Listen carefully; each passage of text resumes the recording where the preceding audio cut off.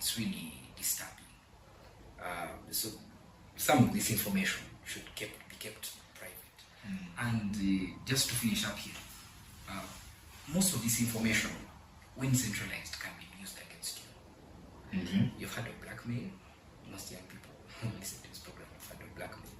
You know, that is leverage someone has over you. This information, when it lands in the wrong hands, then it can be used against you. Give an example of that. Someone would urge you maybe do the right thing and even be blackmail. But I mean, it's private. If you get, for example, let me use the best example that comes to my mind right now. It's our private, not private, our medical records. They are private, right?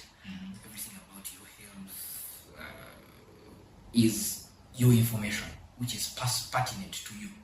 It speaks of you. If I found that information tomorrow on social media, good or bad, it is information that is privileged. Maybe I would ask you share more deeper light on this. We live in a generation where previously our parents would even now we also still do share more and look at OnlyFans as but your examples are very extreme.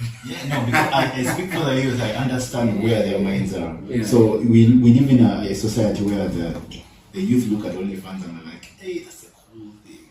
So you telling them their medical records are going to be dropped online, they're like, bro, what are you talking about? It's not a big deal. So give them something to look at and say, okay, this guy is right. Because you're giving them right now and they're like, man, that's not a big deal to them. Isaiah. I thought I was good with giving examples. You've blown me away.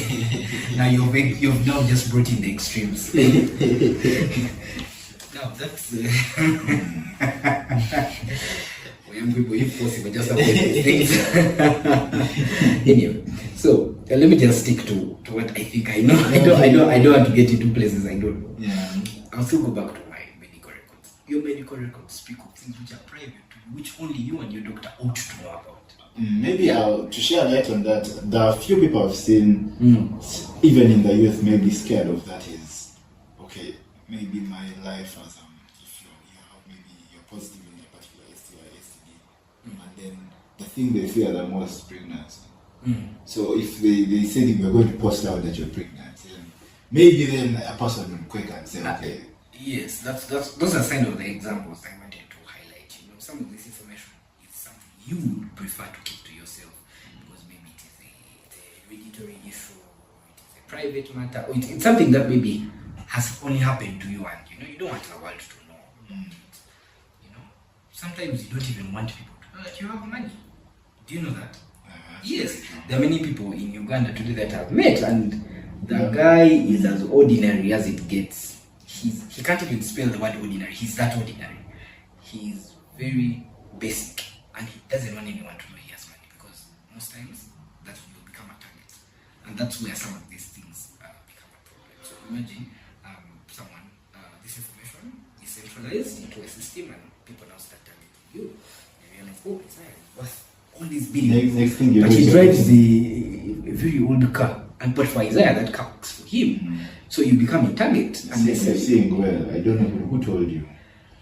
You give off such vibes. You give off such vibes. Someone must have but anyway, you get my whole point. Yes, so in the wrong hands, this information can be misused.